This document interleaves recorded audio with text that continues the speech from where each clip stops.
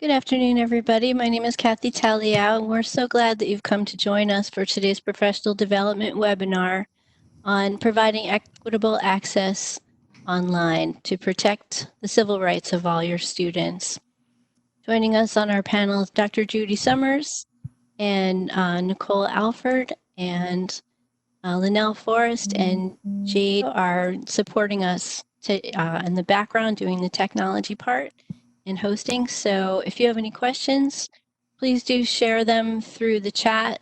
If you would like to add a comment, just go ahead and raise a hand and let us know that you want to say something. We can unmute you, and we'll be happy to have this be an interactive session.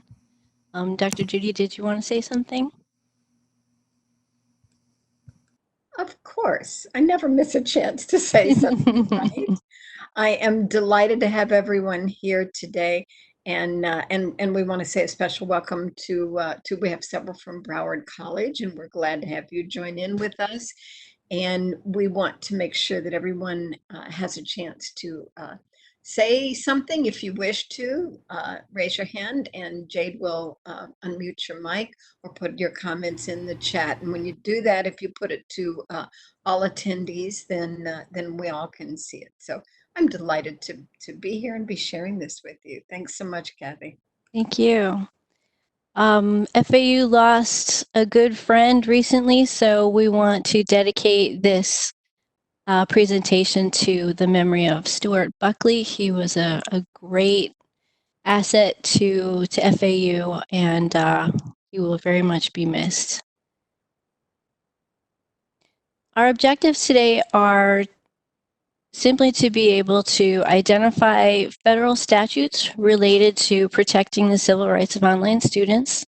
We want to discuss strategies for how to do that, how to protect them, and we will also share resources for how to do that too. There are so many resources, and we will follow up with an email that gives you more after this. So you don't have to feel like it's important to catch everything today.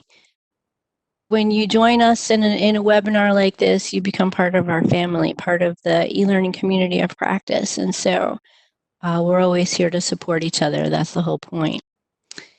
Now, recently, we, of course, have been addressing the coronavirus outbreak, and it's drawn huge focus on everybody doing their instruction in a remote learning environment.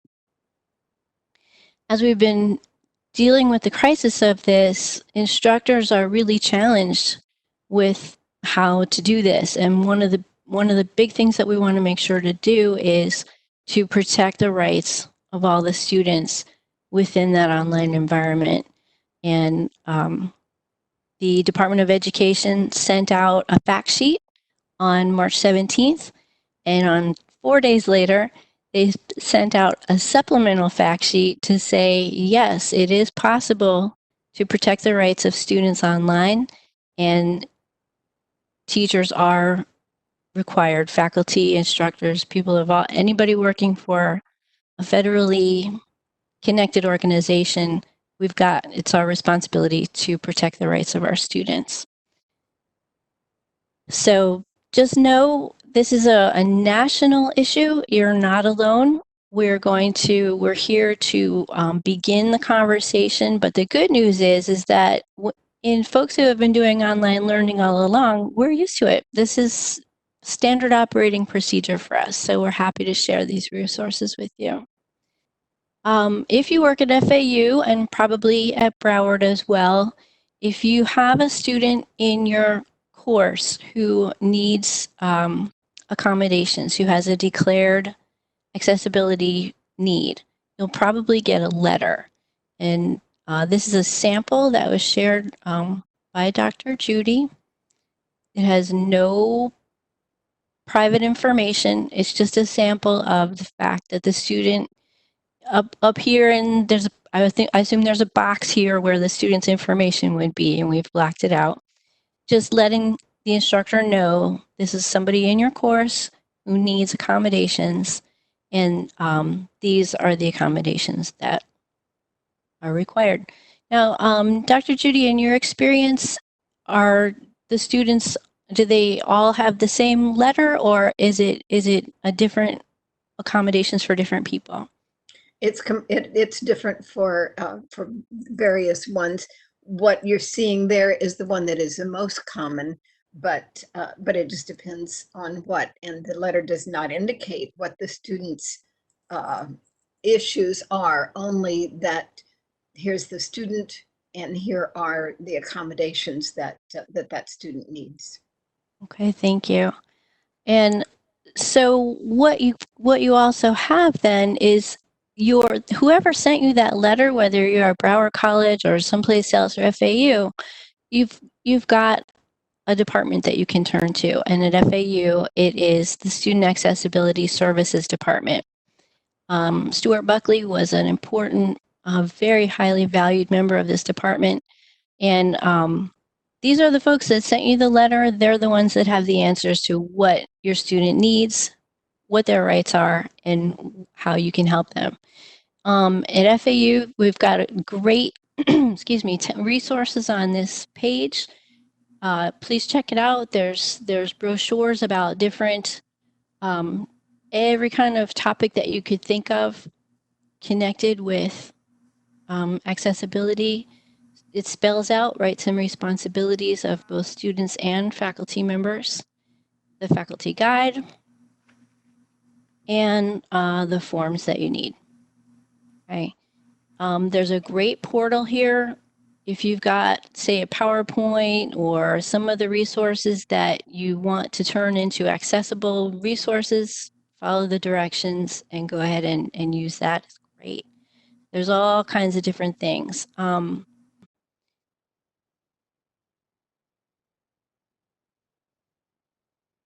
Oh, this is the one with the changing the PowerPoint and stuff. It's great. You know, this is read and write. This is a great screen read. It's not really a screen reader. It's a screen readers are really, really complex. This is for people with visual difficulties. So there's all kinds of really great stuff on here. I would really encourage you to check out the resources at FAU or your trying to present this thing or your university. Okay, we're going to share these legal statutes just so you know. I've been an educator for a long time, and it was actually news to me that accessibility, the laws connected with accessibility were connected with the civil rights movement. I grew up in the 70s, and honestly, there were no kids in my class, nobody in a wheelchair, nobody who was blind that I knew about, nobody who was deaf. We just didn't, I don't know, maybe they went to different school or something like that, but it's wonderful that things have really changed. So these are the laws in place. As I've been studying it a little bit, it's interesting to me that the laws have to keep reiterating. It's not a new law. It's more like an enforcement. Yes, we really do mean this. Okay. And so it's important to take it seriously.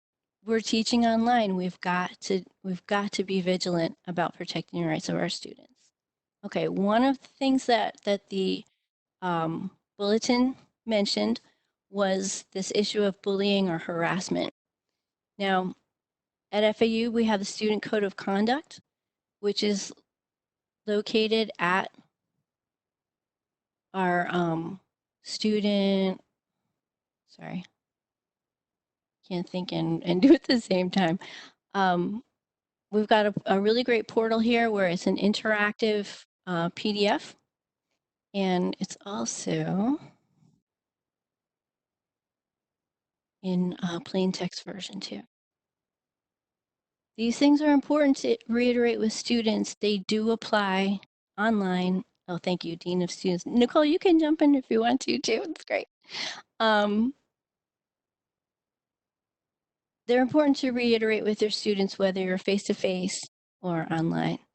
Anti-discrimination and anti-harassment too. Cyberbullying is a very real thing. If the interactions continue within the Canvas course, the instructor can monitor it. If it gets there's an issue, students can follow, go to the different dean of students, and we have a policy for that. Okay. Also, there's netiquette. OIT, Office of Information Technology, has spelled out what netiquette is like, how to talk to each other, and it's just, these are all just things to reiterate. They may be new to some people, they may not be, but they're all, you can't say it too many times. Okay. Diversity and equity. We want to be sure to protect the rights of people of all nationalities, sex, religion. One of the issues that was addressed specifically in the bulletin was this, biased against people who come from specific countries where the virus began, and also people who have recently traveled. Just in our conversations, wanting to protect everybody and not have biased against that. What we really need in an online course, especially, is support for the student, and positive messages. It's hard to do this online as an independent, and we really, negative speaks so much louder a lot of times than positive. Speaking of positive, I was delighted to find that the President Kelly has started a diversity platform, and we've got a whole thing here about how to get involved with diversity, and how to support it. And it's just, this one was called From Diversity to Equity, and so obviously I have some language to learn when it comes to, we're not the goal is not diversity, the goal is equity. We want everybody to have an equal platform and to be equally included and valued. One of the major things here, okay, I just want to make sure, does anybody have any questions or issues up to now? Everything looks fine so far, Kathy. Okay, You've been great. Thank you. okay, thanks.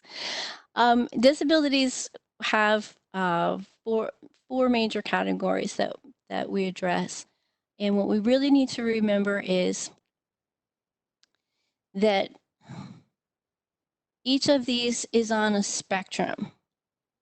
When we talk about visual impairment, I may not be blind, but I'm getting older, and things are harder to see than they used to be.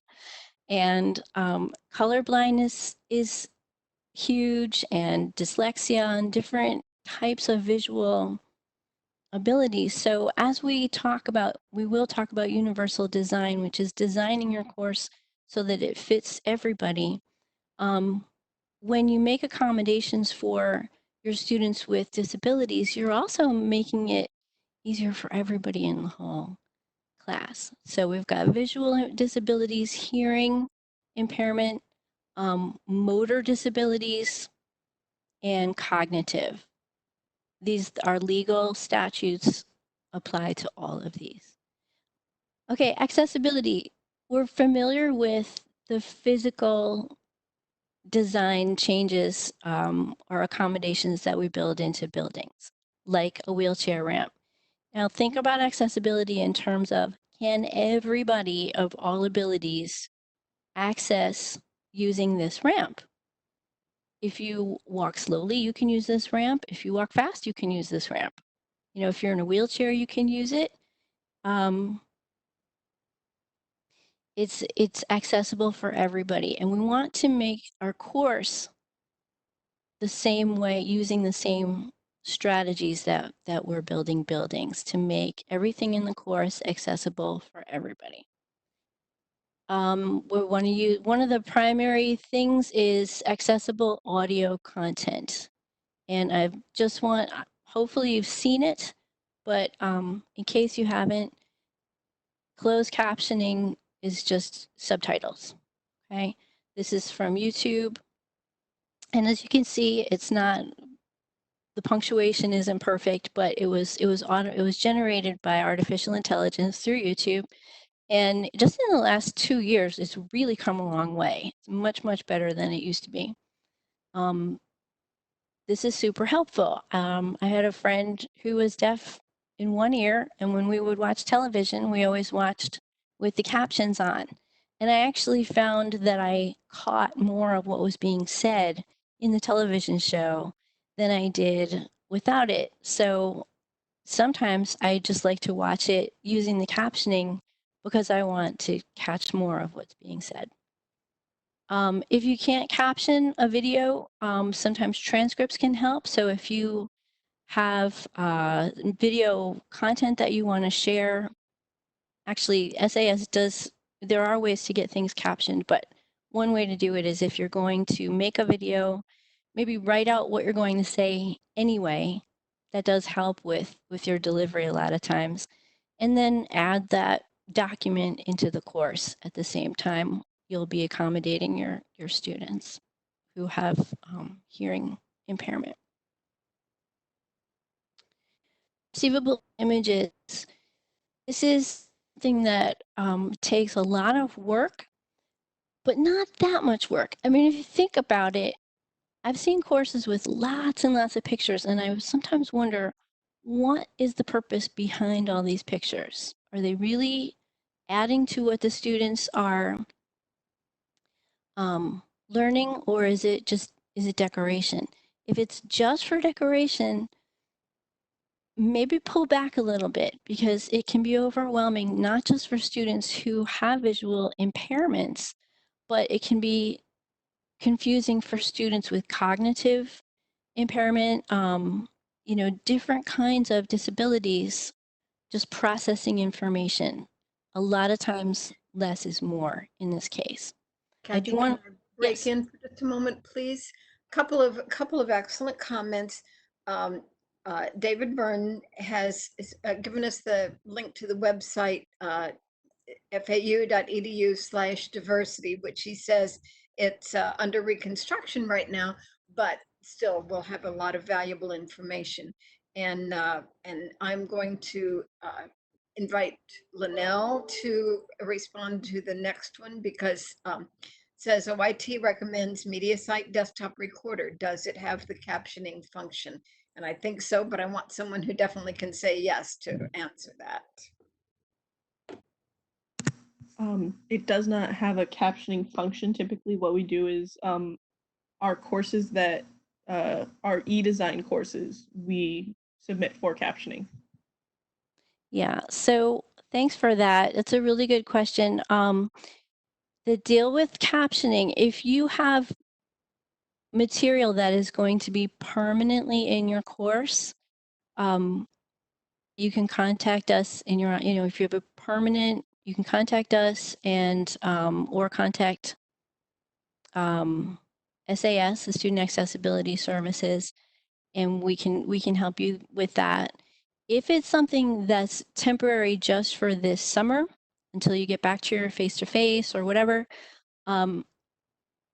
we would recommend, captioning is expensive. If you're going to put something on YouTube, it's automatic. If you put it through a media site, we have to pay for that. So we'll keep, what I want to say is, you'll know if there's a student in your course who needs captioning. So, yeah, Nicole, do you want to jump in? Sure. Hi, everybody. So yeah, we just want to make sure that there are a lot of alternative captioning resources out there. Within the Office suite, there's Microsoft Stream, YouTube.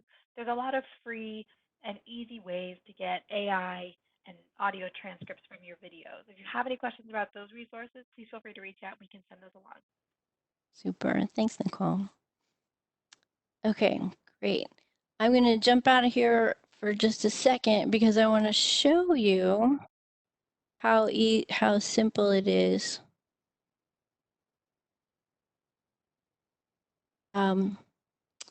So what we're doing here is we're going to just right click my image, and where's my alt text? Image format. Okay. How come it's not showing me alt text? There it is. It's only because I'm presenting it to everybody. It's like when you go to the mechanic and then the car doesn't make the noise. So I hit alt text and I'm just popping in a description of what I see there, and maybe men and women reclining. Okay. And all that does is it gives a screen reader metadata that if I'm using a screen reader, which thank God I don't have to yet, they're really hard, okay? But if I'm using a screen reader, the computer will tell me this is a picture of a man and a woman reclining, they're smiling, a pug dog is on the woman's lap, okay? And that gives the student equal access to what's on the page. Okay, when we're doing, one of the things that we really want to be sure to do is perceivable text. I see this a lot. People just don't think about it because they think, oh, this is pretty. It's whoops. It's fun, and it shows that I've worked really hard on my material. If you're colorblind, these things are very, very hard to read. I'm not colorblind, and they're still hard for me to read. Red is, we really don't recommend using color for emphasizing text. Red is kind of we've kind of interpreted it as yelling at people, so we really want to try to keep it to a minimum. Contrast, yeah, that's really, really hard to read. Using different fonts, people like to do it because they think it's fun, but honestly, it makes it hard again to read. Underlining we tend to use, if you're now that we're online and everything's digital, underline means a hyperlink most of the time. So we recommend staying away from underlining text and using all caps, except for maybe like in headers. We really kind of stay away from that because, again, that's yelling. We want the simplest thing for folks to generally read is black or this is dark blue on a white field, or the opposite, black field with white text. The best is something that they can change, but like in Canvas, you can't change it. Here's something that a lot of folks don't know about. I didn't until recently. You have up here, I don't know if you can see it, left justified, centered, right justified, or I don't know what that's called, total justify. Folks like to use total justify because it makes the same margins on the left and the right. But if you have dyslexia, it's really hard to read that. The letters are spread out from each other. It's much easier for folks with dyslexia if it's left justified, because that way the letters have the same amount of spread out. Okay. Thanks, Lori, full justification. Okay, and then when you're doing hypertext, we want to make sure to link URLs to meaningful text. If you're using a screen reader or an audio, I've been using it for my textbook now. I let the textbook read to me. It's fabulous. Okay, I can wash the dishes and listen to my textbook at the same time. And I know that APA formatting says spell out the whole URL.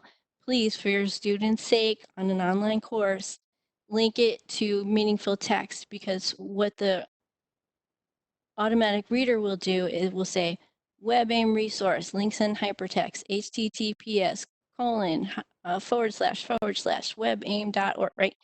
It's really painful to listen to that. If you just put it into hypertext, it's much, much easier. Okay. WebAIM is one of the resources that I wanted to share with you. This is a fantastic resource that it gives you explanations of every possible question you could have about making your course accessible. And if you haven't joined us before, I will be sending you a PDF of this presentation, which will have all the links that we've shared. So don't worry, you're going to have everything after this too.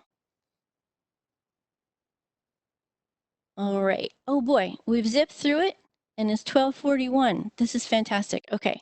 So here are the resources that I really wanted to make sure everybody had. Also, we've been working in this field I've only been working here for like 5 years, but 5 years ago when we did the same webinar on making your stuff accessible, there were like 3 websites that were great, 2 really that were great. Now that this boom of everybody's going online, it's overwhelming how many resources there are, and they are great. I don't want to overwhelm you. I'm sure you're overwhelmed already. Everybody on my team is. So I wanted to give you the best. One of them is the UDL guidelines. This is everything you ever wanted to know about universal design for learning. And it gives you a lot about really learning, okay? Engagement, representation, providing multiple means of engagement, providing multiple means of representation, and providing multiple means of action and expression. And then it gives you resources of how to do all of that. It's really, really great. I wish we could spend a whole presentation on this, but we can't right now. The next one is W3C, Introduction to Web Accessibility. W3C is they're kind of the universal, I don't know what you want to call it.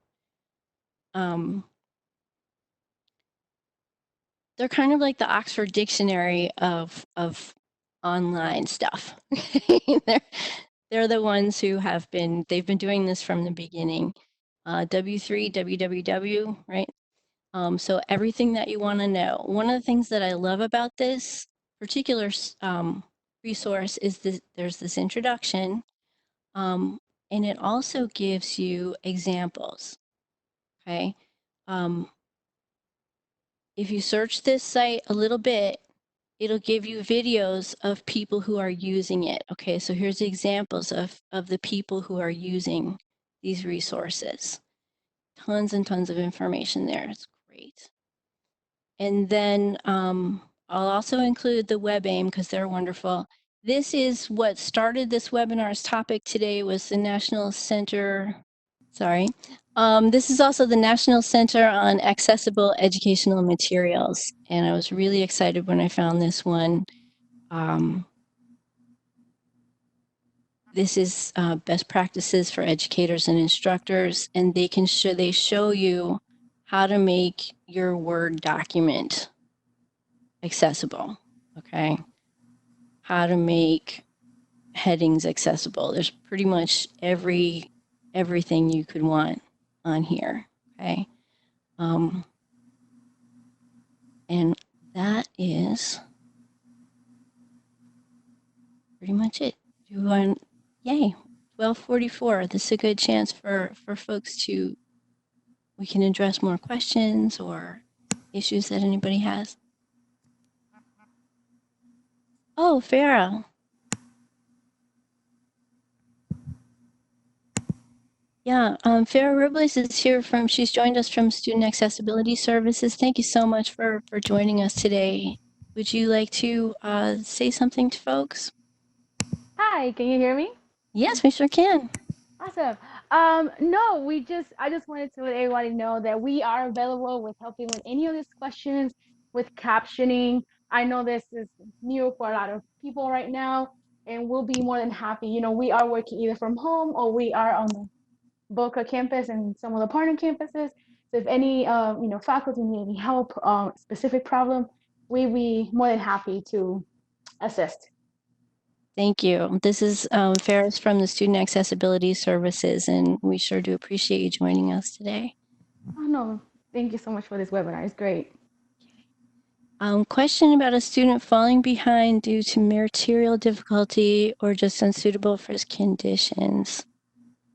Yeah, I think that would be answered on an individual level because it, of course, it really just varies from case to case.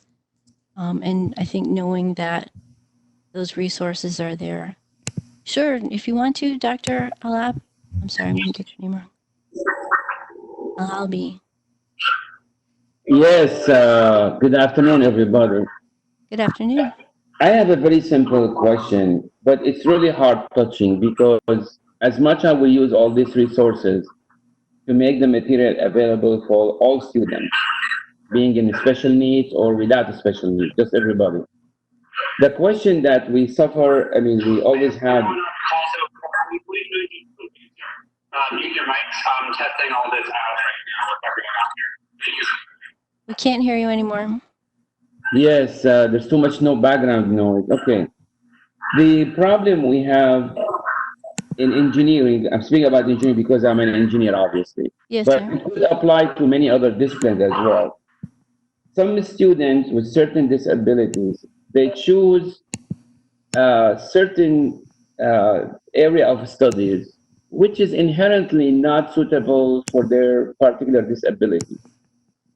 How do we bring it to their attention? Or how do we discuss it with them? Or discuss it with their family? Or anyone who cares for these individuals? I'll give you an example. Let's say in engineering, we do a lot of circuits, a lot of design, a lot of hardware Sir, stuff. I'm going to need to cut you off for just a minute. Here's why. Okay. Yeah. It goes back to discrimination.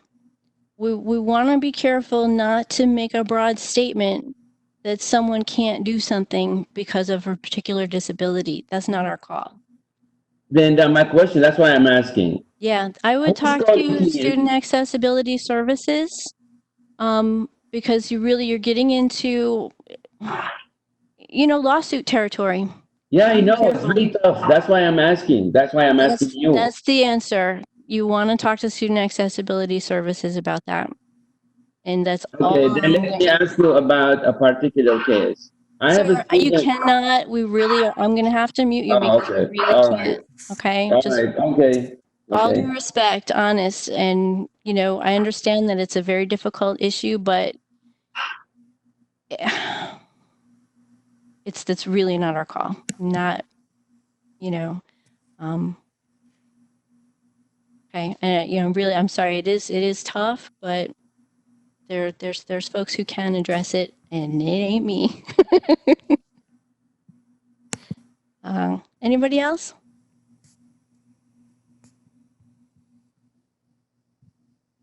One thing I do want to say is it's discouraging, it's frustrating, and it's hard to be. This is a totally new paradigm shift for a lot of people. Not just you. It really is not you. You are the expert in your field. You've been doing this for a long time, a particular way. And now somebody is saying this has to be done a different way.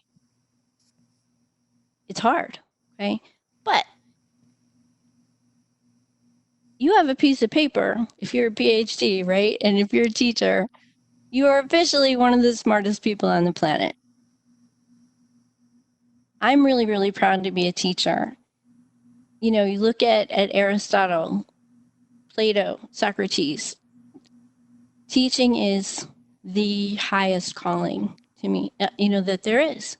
Because not only do you have to know how to do something, but you have to be able to show somebody else, encourage that other person to do it. And we're talking about people now who, number one, they're in college, which is super hard anyway. They're in the middle of a pandemic. You're afraid of it. I'm afraid of it, right? We got to deal with it. And they're online too. Now, you don't know if that person is like 57 years old and going back to school for the first time and whether they know how to do teaching online. Maybe they're a younger person who is comfortable with technology, but they've got a lot of other stuff going on, in your course, you're still the teacher. Your students need you now more than ever. Okay. Kathy, Yes. Farah has a comment to address to Basim too. We're here to support all of you. So Farah, would you like to address the question? All the letters that that we send out for each student has the consultant for that one student on the top. So I would recommend the professor to contact the student's specific consultant so that we could address, he has concerns. So we would like to address them and see how we can move forward. So we would be absolutely happy to talk to the professor. Thank you very much. Of course. Thank you very much. And so that's why we have these resources, these webinars, because we want you to know that there's a whole team of people, a whole community of people who want to support each other. Nobody's got one answer. Okay, and there's no one way to do it. We're going to learn as we go. Okay. Oh, okay. Somebody had a question about how to set up extra time. Yeah, there's definitely resources for that. And we do have an extra minute, so sure, I'd be happy to pull that up. I was thinking about adding that to the presentation. Probably should have done it because that's an important piece. Okay, so in your assignment,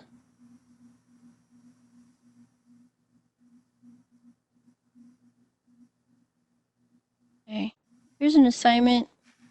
Everyone in the course, for everybody in the course, is due March 25th. You can add to that and have just a particular, when you pop this up, it shows who's in this course section. I don't have other people in it, but you can pick just that person's name and give them a different due date or time. Okay, and that will only apply just to that one person. The same goes for quizzes. Any quizzes in here?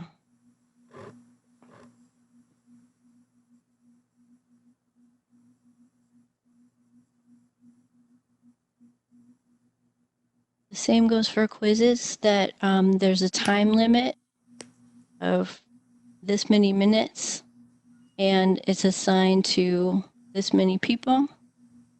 But you could also, I wonder how you do the time limit thing. Nicole, do you know how to do that? Give them more time? Forget. But there is definitely a way to do that, and we can send you the Canvas resources for it. Also, yes, it's under. Yeah. Sorry, I'm sorry. I was doing. It's under. Yeah, exactly. Under. If you go to the top, there should be a. If you go out of edit, there should be a moderate quiz option. So if you just go back to save and get out of the editing mode. If you go to moderate, yes, exactly, perfect. You're there, and then you'll see which students are available, and you'll be able to select the pencil icon and edit that feature for that particular student. Okay, great. Yep, I haven't put a time limit on it yet, but I'm sure if I do, it'll show up as a possibility for doing that. That's awesome. Okay. Now, also, what you really need to know, if somebody has not told you yet, okay, here is the Canvas Help tab. When we went from Blackboard to Canvas, FAU paid extra money to get white glove 24-hour service from the Canvas hotline people. Now, most of the time, they answer you right away. With this overload right now, it might take a little while, but they do get back to you. They do follow up. There's all kinds of great guides and videos and all that stuff. And you can also request help from FAU's Office of Information Technology, and they will help you too. Great question. Any other questions? Marianne, leave it. Did you have a question? No, I was just going to say how to moderate. I've had to do that with my students. So, but you covered it very well. Thank you. Oh, thank you. Thank you. There's also, Nicole, how have you found that accessibility button? Does it work? Oh, sorry, you would mute. Thank you. Anyway, yeah, so I think you just have to be, when you're in your Canvas course pages, when you're building out, whether it's a module page or an assignment instructions, there is an accessibility button inside those pages. It's on all the rich content editors. So once you hit edit, like Kathy's going to do There it is. you're going to see a little check accessibility button.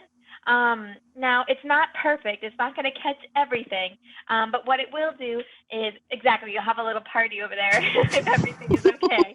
But it's always good to double check any files or links within that document because that is not something that the accessibility checker will find. It'll just review the content that's in that Canvas page that was put there with the rich content editor. Yep. Thanks, Nicole. And also, just so you know, PDFs are easier for screen readers to read than other kinds of files. Excel sheets are easier to read than other things, but those are the kinds of tips that you pick up as you go along. And, you know, you're not supposed to do it perfectly, just supposed to make an attempt and do the best that you can. We're all working on it, on a good faith effort is what we're talking about here.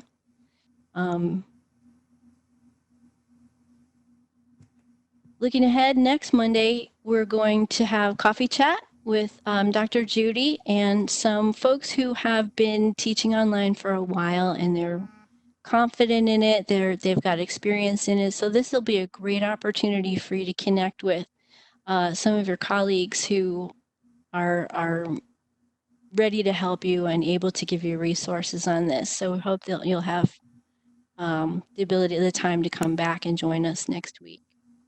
And I'm also going to reach out to you before then for any comments or anything that you would like to share, any success stories you've had over this past week or so. So you'll be hearing from us.